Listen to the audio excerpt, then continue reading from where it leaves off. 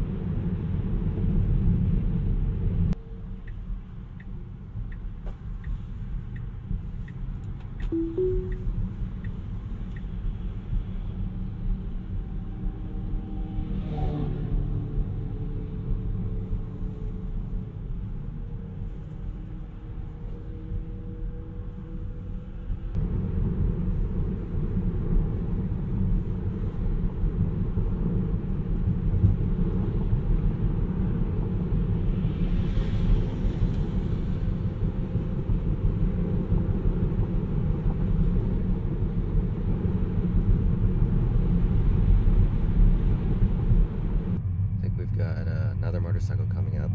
Man, they go fast.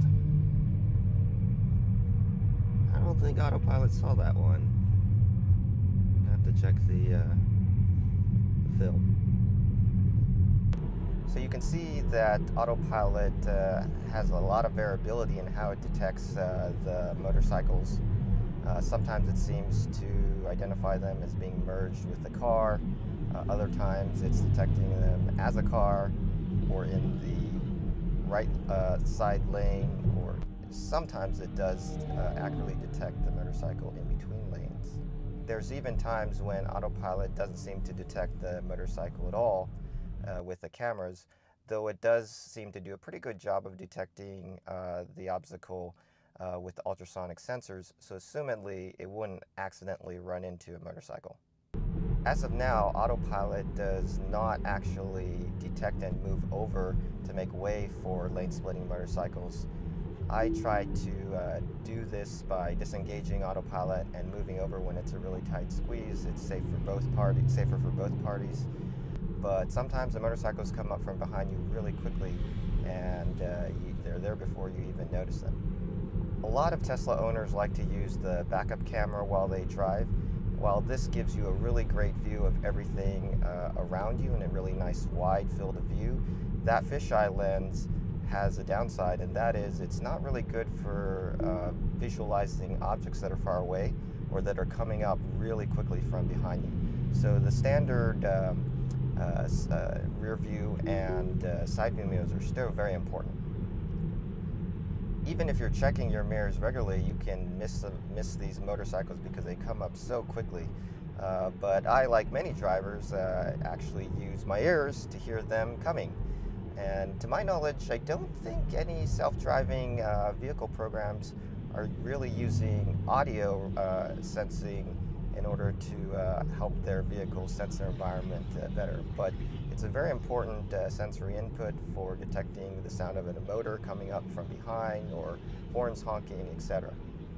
Fast-moving objects are visually sometimes very hard to detect even for human eyes. Elon, on a recent quarterly earnings call for Tesla, said that the current hardware 2.0 and 2.5 can process about 200 frames per second. Now, divided by the 8 cameras, that's about 25 frames per second per camera.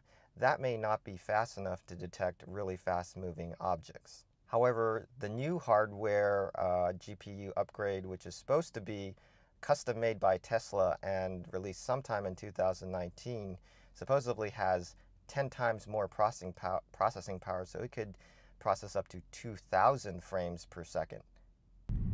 Well, I hope you found this video helpful. If you did, give it a like.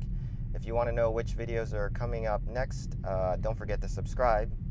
And if you're researching to purchase a Tesla and you found this video helpful, click on the link and find out more about how you can use my referral code and get yourself free supercharging.